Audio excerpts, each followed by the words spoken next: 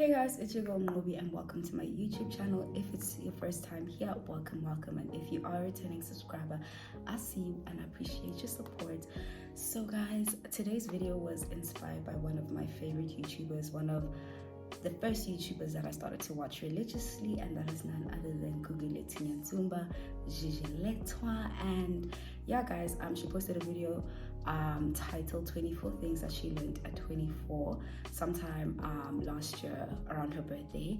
And as you guys can tell by the title of this video, I will be doing 19 things that I've learned at 19 because I'm 19 turning 20. So yeah, when I saw this video, I was truly inspired by it because I could resonate a lot with what she was saying, and she's a very relatable YouTuber. I'm so glad that I found her channel because, you know, she's very relatable. Everything that she speaks about, you can relate to and understand as a young person. So yeah guys, if you haven't watched her video yet, I'll leave the link to that in the description box, and if you haven't subscribed to her channel, please do subscribe and join the gang. We are on the way to, I think we're on the way to 80,000, I think. Yeah, as last time I checked. Actually, let me check one more time. But yeah, it was 80. I think it was 18. Yeah, we're on the way to 80,000. So please go subscribe to her channel, and yeah, I'll leave everything in the description box. So I thought it would be really difficult to find 19 things that I've learned at 19. And when I was listing and just doing my self-reflection, I actually realized it wasn't actually that difficult to list those things, and there were actually quite more. But I just tried to put the focal things, the most important things that I've learned at 19. So yeah, I feel like I've said quite a mouthful, so let's get into it. So lesson number one that I've learned at 19 is love yourself. And for me, I used to think that loving yourself was more of a physical thing, you know, because growing up I used to get bullied a lot about my weight and stuff like that. So loving myself for me was a lot about loving the physical aspect of myself more than anything. And as I grew up, I just learned to love myself in a sense of loving myself in situations that don't serve me, situations that just take away from me more than they give. So it's bigger than just loving my body and, you know, appreciating my body for what it is. It's choosing the right friends, it's choosing the right company, you know, choosing what I feed my energy into, and so on and so forth. So yeah, I really learned to love myself, really, just to love myself, because the things that I'll be doing sometimes, child. But anyways, number two is learning to accept. And learning to accept has been hard for me growing up, and just me in general. It was just hard because I'm a fighter, guys. I want what I want and I want it, you know, no matter what. I just want what I want. So in all aspects of my life, I really struggle to accept, you know, things for what they are. So I feel like learning to accept things just brings you peace. You just have peace when you accept that, okay, this is what it is, and there's nothing that I can do to change it, especially when it comes to things that I do not have control of. I used to really struggle a lot with that, but as I'm growing, I'm learning that accepting things means that you just have somewhat peace, you know, and not always having to fight all the time. Sometimes you just need to relax and just accept what it is for what it is, you know what I mean? So yeah, that's accepting things. And then number three is learning to let go. And I feel like I struggle to let go because I struggle to accept. So those two go hand in hand with me. Those two are just salt and pepper together for me. So I needed to learn to accept so that I can let go of certain situations, certain people, you know what I'm saying? So learning, sometimes you don't need to hold on. Sometimes it's not gonna get better. The situation may not get better, so just let go. Sometimes the situation is, you know, the more you hold on to it, the more it hurts you as a person. So I had to learn that letting go is really important for my own health, you know, not to hold on and to carry things with me everywhere that I go. So yeah. And then number four is dealing with rejection. I kind of struggle with this because being rejected is not nice. We can all agree that being rejected and feeling rejected is not nice, you know. And I used to hate the feeling of rejection. Like, I would cry, guys. Like, I would feel worthless, you know. And speaking to like my parents, obviously, and my friends, my best friend, he was just like, you know, it's part of life. You just have to accept the fact that in life you will face rejection in all aspects, you know, with friends, relationships, jobs, yonke into, you know, you will face rejection. You're bound to face rejection. So I had to just really accept the fact that sometimes it's just not me, you know, because I would really like beat myself up and be like, what's wrong with me? Like, what did I do wrong? Like, you know, I would really question myself a lot. And sometimes it's not what's wrong with me, but you know, maybe the situation is not for me. You know, I try to shift my mind into a more positive thinking, to be like, okay, maybe there's better for me. Maybe it's trying to protect me from something, or maybe this is just not my portion. You know what I'm saying? So yeah, I had to learn to deal with rejection and accepting it, and just basically treating it as a thing of, it's really not that deep when it happens. You know, it happens and I need to just get up and move on with my life, you know. So that. And then number 5 is choosing myself. And I think that ties in with loving myself. With choosing myself, it was kind of hard. You know, guys, I'm going to say it's kind of hard for almost all of them, because I'm telling you that it was kind of hard. It was. Because choosing myself, I feel like I'd like to say that I'm a very selfless person, and like I always put people before myself. Like, I always put people's needs before my own. So it's very hard. It was very hard for me to like always choose myself. I always think about the next person, like in my mind, you know, because you know in school how they teach you treat people the way you want to be treated, you know. Now me, I also do that, you know. I want to have that consideration sometimes, but then I forget myself in situations. So sometimes I need to learn to choose myself in certain situations and know when to choose myself and let go of things, you know what I'm saying?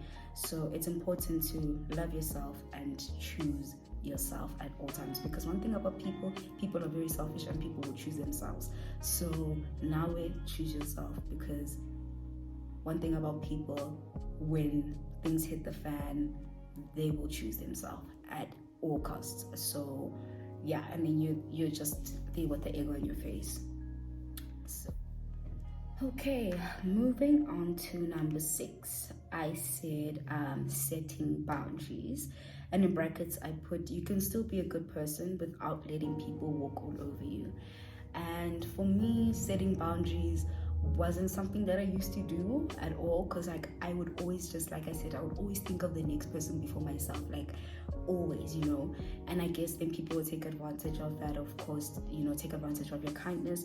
So I had to learn to set boundaries of how I want to be treated, how I want to be spoken to, you know, how I want to just be, you know, treated by other people. So that was kind of hard, because then, you know, you feel bad. Like, I remember the one time when this one person that I consider my friend had asked me for something, and, you know, this person doesn't really do things for me at all. Like, the friendship is very one-sided, and they asked me for something. At that time I said no, right? And I felt so bad. It was something that I went home about, and I thought about it the whole day. Like, I felt so bad, but it felt so good at the same time, you know, that I had the courage to say no, you know. So just having to set those boundaries sometimes, and people need to know, like, people can't treat you anyhow. People need to know when it comes to you. They need to know how to talk to you. They need to know how to treat you as a person and how you want to be addressed. So people must know that when it comes to you, they mustn't play any games, you know. So yeah, you can be a good person, but be stern, be, you know, have a backbone. You know what I'm saying? Have a backbone. Don't let people just push you over, you know. Don't be a doormat, you know. So yeah, that. And then number 7 is letting go of people-pleasing tendencies.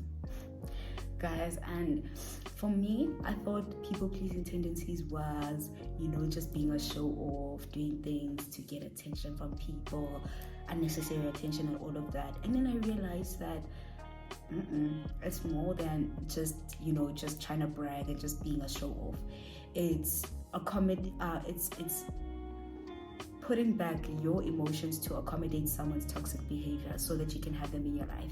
That's what it is. It's, downplaying your own emotions and what you feel and what you do for people just so that you can accommodate their toxic behavior in your life. And it comes where you're like, no, I choose peace. I don't want to address things. I don't want to fight.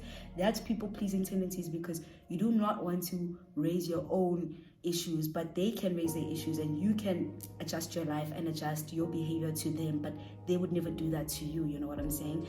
So it's just that thing of you always wanting to do things for people, but they never do the same for you. And what they do for you is, it hurts you more than it brings joy to you. You know what I'm saying?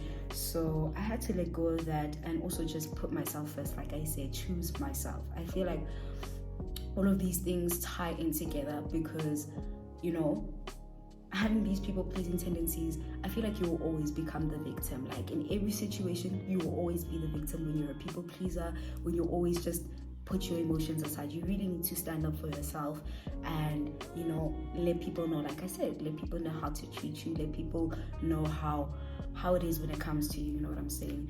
So yeah, letting go of people-pleasing tendencies is something that I had to really, really learn, because you'll always find yourself to be the victim in a situation. Always, always, always, always. Because the next person doesn't care. They don't see, you know what I'm saying? They don't see what they're doing to you, and no wonder you're not telling them either, So yeah, I had to learn that. And then number 8 is learning to trust myself. And I used to be somebody that used to consult like my friends and everybody else before making a decision. Like I always had to get a second opinion before making a decision that I know that I wanted to make. I needed to hear the next person's opinion. So I had to learn that you need to trust yourself. You need to trust your instinct. Listen to yourself. Listen to God when He speaks to you as well, because obviously when you are born again, you are filled with Jesus Christ inside of you, so the Lord does speak to you, your intuition and everything. So yeah, like I need to learn to trust myself, trust God, and trust that I'm doing what's best for myself without having to consult people. And I don't think it's a bad thing to ask for advice here and there, but not to a point where your whole life, your decisions are based off of opinions of other people. You know what I'm saying? So yeah, that's what I had to learn, that I need to trust myself, trust that what I'm doing and the decisions that I'm making for my life are best for me. So yes, that. And then moving on to number 9 is being unapologetic about my life. And I used to be like a very extroverted person. Like I used to be out there like a papa, I was just out there. And over the years, like I feel like my personality was really boxed, by me and of course other people. Like other people obviously try to box your personality. When people see that you're confident, you're out there, you're that type of person, they want to box you, they want to tame you, especially in high school, in these white schools, they try to tame your personality. So yeah, that's what I experienced growing up, and I became more reserved and laid back. I wouldn't actually say I became reserved and laid back, but I feel like I was kind of forced to become reserved and laid back in a sense. And I was very conscious of everything that I would do. Like I would overthink every single thing, that I would do because, of other people and or what other people would say or what other people would think. But at the end of the day, I used to also be like, other people are very unapologetic about their lives. They live their lives. I don't have anything to say about them. Even when I do have something to say, they still live their lives the way that they choose to. So why can't I do the same? Why can't I be unapologetic about my life and live my life the way that I want to, do the things that I want to do? Without holding back or fearing what people would say. I used to be envious of people that are just out there that are trying things, even if they fail, they try something else, and in the eyes of the public, and it's very bold of those people to do that, because you know how people are in these streets. People just want to talk about things that they don't have any understanding of or backstory of, so they just want to talk. But I used to envy people like that are just out there and proud of their lives and proud of what they do and happy with what they do, without a care of what anybody else has to say. So I had to learn that if I want to progress in my life, if I want to do things in my life, and if I want the things that I've planned for my life to be a success, I need to be unapologetic about it and go for it. Whether I succeed or fail at it, I must go for it, and I can always try again, type of thing. So yeah, that's something that a very important lesson that I'm learning. So I'm slowly coming back to myself. I'm slowly getting there, you know. So yeah. And then moving on to number 10 is, it is not your duty to try save people. And I don't know why I pointed myself as deputy Jesus. I don't know why I thought that, you know, I can save people. But in all honesty, when it comes to these things, I always think about myself. Like, I always think about how it feels like to not have anybody, or how it feels like to be alone, or how it feels like to not be shown a certain amount of grace, you know, when you're going through things and stuff like that. So I always try to be that for the next person. But then I realized that, you know, it isn't my duty to save those people. As much as I may care and be understanding, when it gets to a point where it's now becoming damage to me as a person, or when it's damaging me as a person and my mental health and my peace, then I have to step away from that. You know, as a person, I can only help so much. You can only be there so much for a person, and also you can't help a person that doesn't want to be helped. You know what I'm saying? So if someone doesn't want to be helped, or they don't even see that they have an issue, there's really nothing that you can do as a person. You know what I'm saying? So yeah, like, I would stay in really toxic situations because I'll be like, okay, I understand why this person is acting this way because they went through 1, 2, 3, 4, 5, but also in that sense, it's not my fault that they went through all of that, you know. And even though I am trying to be there for them, if it is now causing damage to my mental health and my peace, then I really have to step away, because like I said, there's only so much that a person can do and can take, you know, to help the next person. You know what I'm saying? So yeah. Okay, we are almost there. Number 11, I said, nothing will just happen for you. No one is here to save you or is out here to try to help you get you where you need to be. You need to get up and start alone. And that was a tough one for me to swallow, because I believe in a communal way of living. I believe in helping people out. You know, it really takes nothing from you to help the next person. You know what I'm saying? It really doesn't, you know.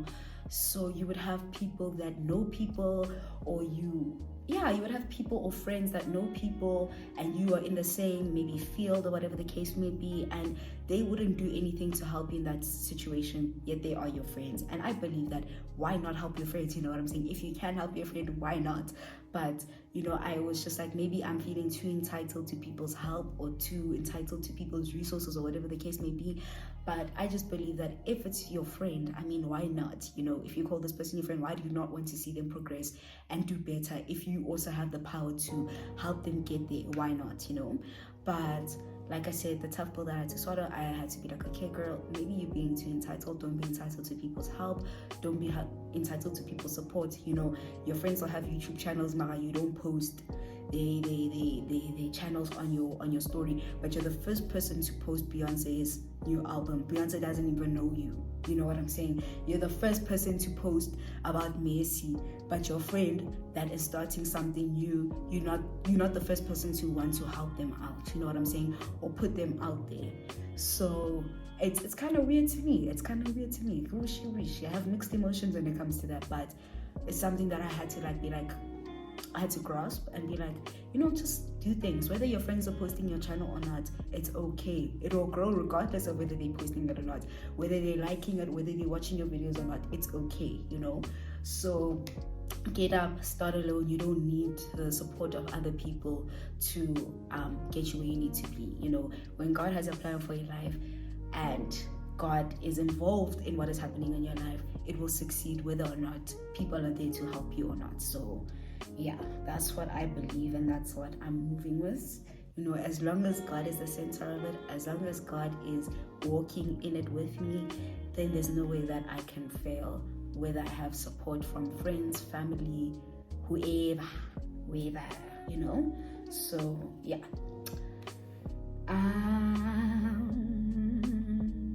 Number 12, confidence is everything.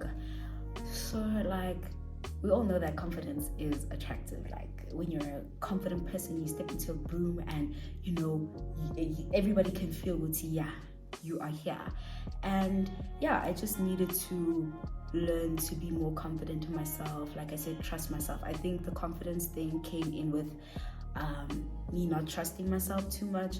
So like I needed to be more confident in terms, also physically be confident, be confident in what I believe in, be confident in my values, be confident in what I stand for, so that when I get out into this world, I will not be shaken by many things.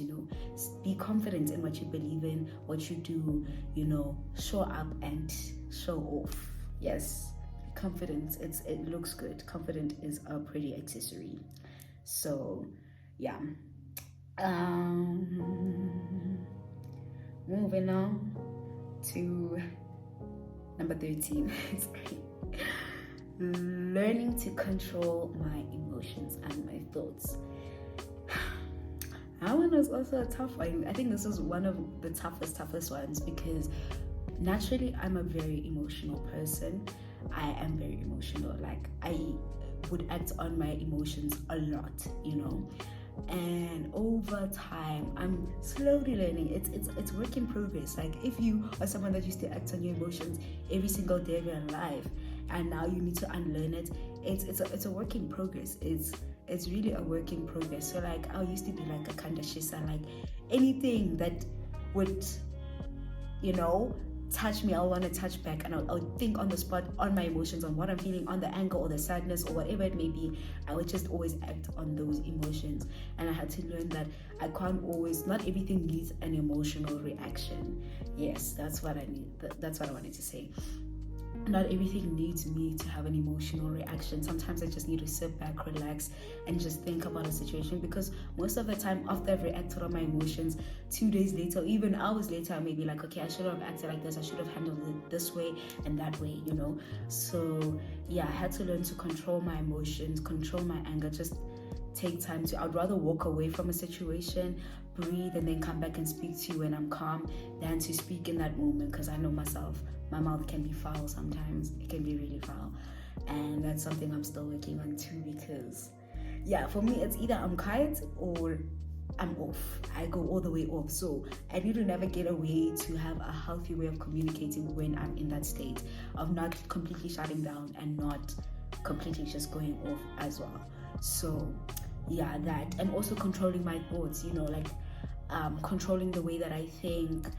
That also affects the way that you see life as well, and I also feel like social media used to play a big part in the way that I used to think and how my thoughts would go and stuff like that. So I needed to learn to control the way that I think more positively. I know life is really difficult, and sometimes you think that there's no good in all the crises that are happening in our lives, but like I learned to have like gratitude. I learned to find the little things to be happy about, because if your thoughts are always focused on the negative, it affects your body all over. Like you will become physically sick, you'll just be sad, you'll just be tired, everything in you will just not be operating well. So trying to find the little things that you can be grateful for and be positive about, like simple things like waking up. Some people didn't wake up. The fact that you have food, it may not be lavish food, but the fact that you can eat in the morning, the fact that you have enough petrol to drive to work in the morning, to go to work, you may be struggling, it may be tight, but you still have the ability to go there. Other people have resigned, other people have lost their jobs because they can't afford to go to work anymore, but even though you're struggling, you still have the opportunity to go there. You know what I'm saying? It's all these little things that we do not really appreciate as much, and I feel like we should start looking at those things, because as much as life is not grand, but there's always something to be grateful for. I believe that there's always something to be grateful for, and but it has to be something positive. Has to be something as little, even if it's little, that is positive, And yeah, the good things that happen in life don't always have to be grand as well, that's something that we need to keep in mind. I think that's also why like my thoughts would always just be all over the place, because I used to think that, you know, the good things in life have to be grand. Not all of them have to be grand. It's the little things that matter. So yes, that. And what number we on? Number 14. Number 14 says, nobody has you like you got you. And I believe that, yeah, nobody has you like you have you, because you know yourself best. You spend the most time with yourself. You know what your thoughts are, you know what your dreams are, you know what you believe in, you know everything about yourself more than anyone does. So I have to have my back all the time, and also then do things like having self-reflection, having, you know, doing personal growth, so that I can have my back more than anyone else, you know, because no one knows what I've gone through, or no one can say that they felt exactly what I felt. You know, we may have gone through similar situations, but we haven't felt the same things, you know, the same way. So I know myself more than anybody else does, and you need to work on learning yourself as well. So that's what I think about having yourself, you know, learning yourself. That's very important. You need to learn yourself so that you know what you want from life and what you want from people as well. So yeah, that. Number 15 is quality friendships and relationships are important. Guys, I've been struggling with friendships, actually, no cap. I've been struggling with friendships, and sorry, I'm just on the test of my lips.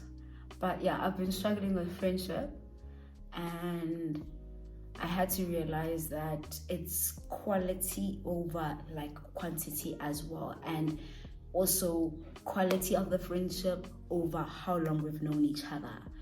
Because you will have friends that you've known for 10 years, but the quality of the friendship isn't good, you know what I'm saying? So I found myself in a lot of one-sided friendships. I found myself giving more into friendships than I would get, and it was draining. It was very draining. And even now I've been losing friends, and actually I wouldn't really say losing, but I've been losing baggages. I've been losing things that have just been weighing me down, and I'm very happy with the people that I have in my life. And it's also something that I pray about as well. Like, I pray that God removes people and brings a certain amount of, well, a certain type of people a certain type of people into my life, you know. So God is just doing his work right now. He's reshuffling my friendships. Gushiwish kwa friendships, guys. Gushiwish kwa friendships. Gushiwish. It's just wishy. So God is doing what he's doing. He's answering my prayers, guys. Sometimes when God answers your prayers, you'll be shocked, you'll be confused, but I know, I trust God that he knows what he's doing with my life, and he sees a bigger picture. So I trust God. And when it comes to relationships as well,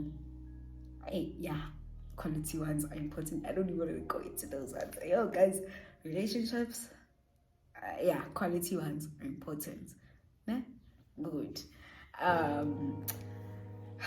Relationships, oops. But anyways, number 16 is the value of family is so important. And like, only recently in my life have I learned how much the value of family is important, you know.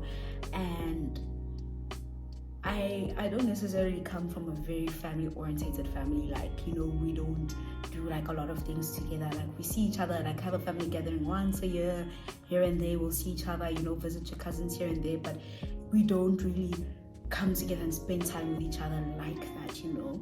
And like, also growing up, and we never used to like sit at the table or anything of that sort. So like, you know, but I've learned that family will always have you, and I've learned to mend my relationship with my family, and, you know, work on having a very close relationship with my family. Because, you know, my cousin right now, she's literally like my best friend. She is my best friend.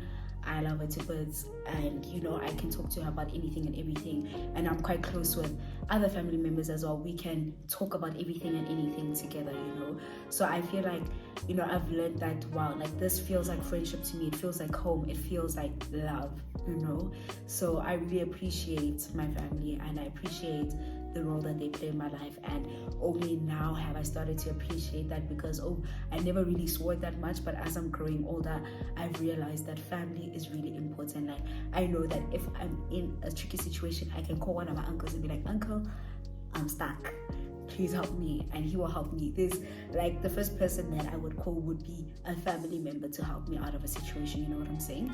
So yeah, that is very important. Family is very important, and I'd like to say that I am very privileged to have that type of relationship with my family. I know many people do not have really good relationships with their families, and yeah, I feel like that's one that topic is kind of touchy, and maybe one day I'll speak about it, because like, I feel like it's a work in progress. Like, I feel like nobody just wakes up one day and has a perfect family structure, or perfect family dynamic.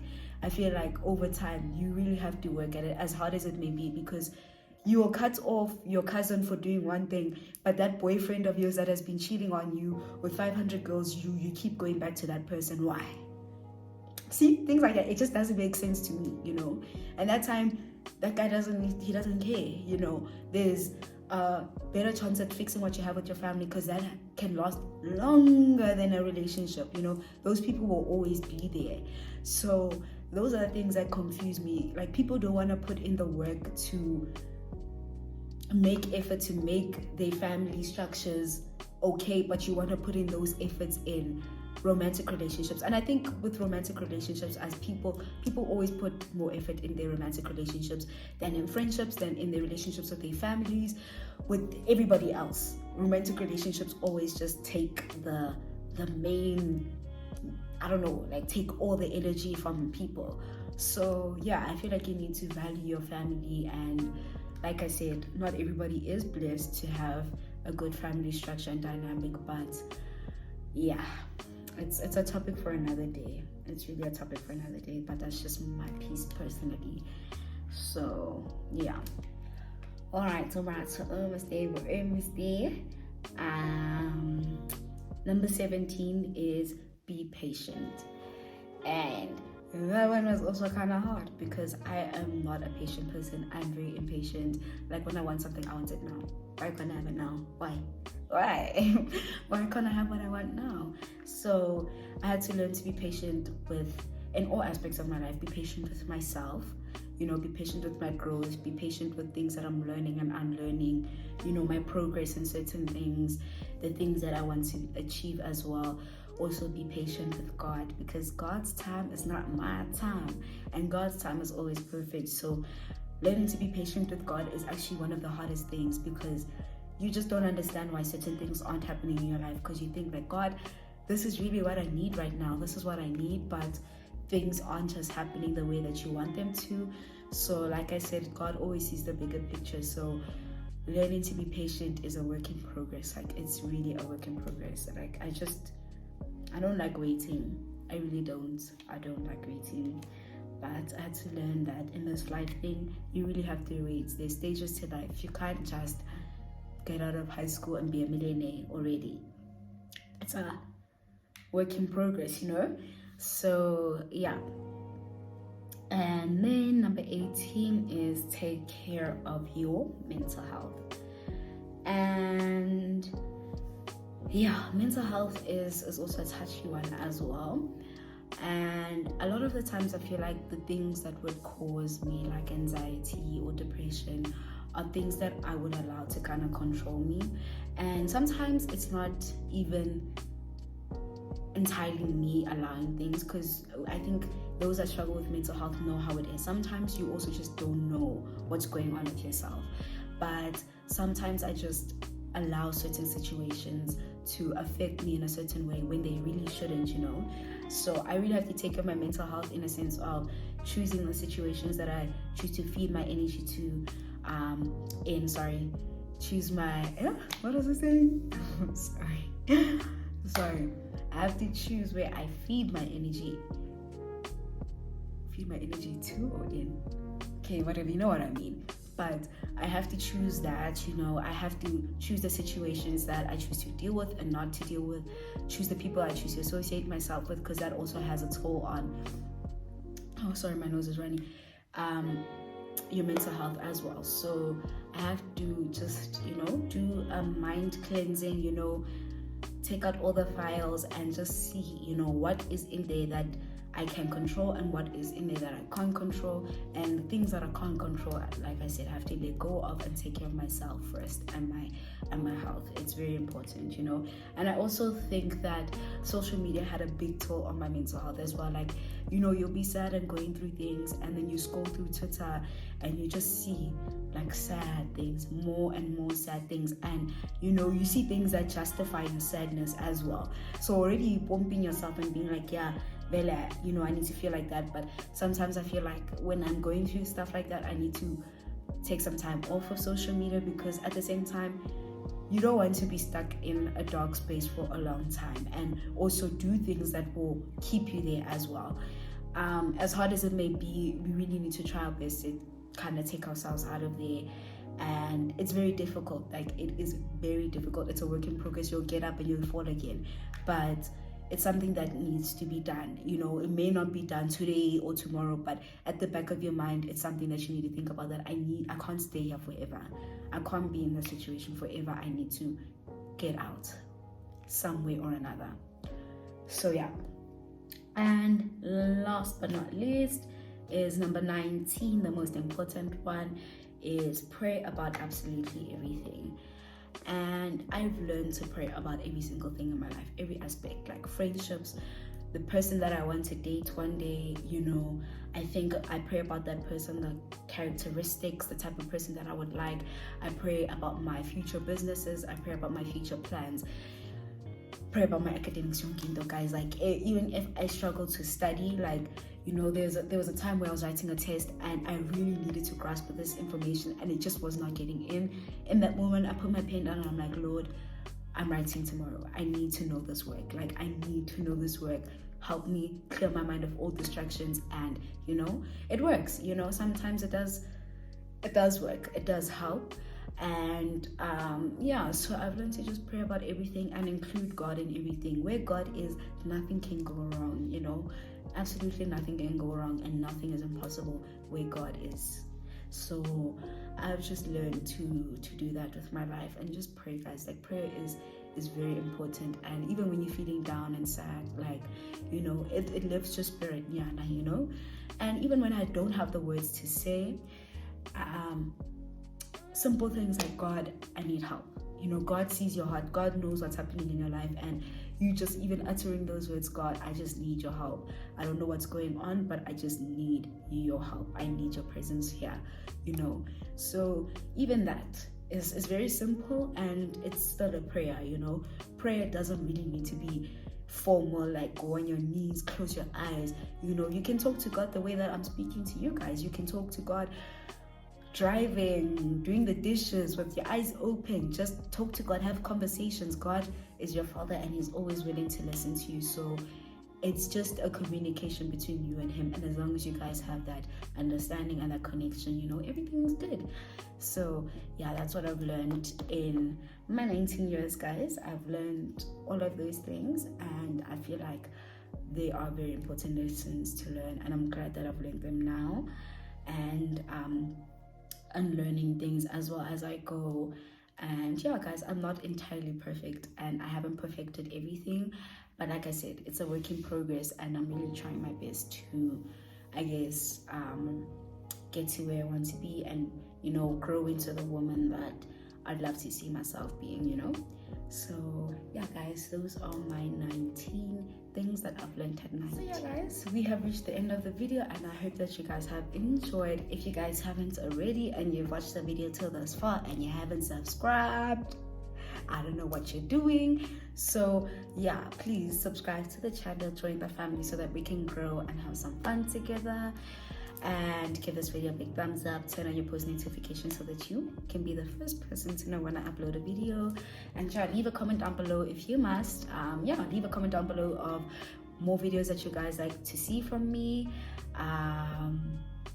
Yeah, guys, anything that you guys would like me to shoot and any ideas that you think that I should do, please let me know in the comments down below. And yeah, guys, I will see you guys in my next video.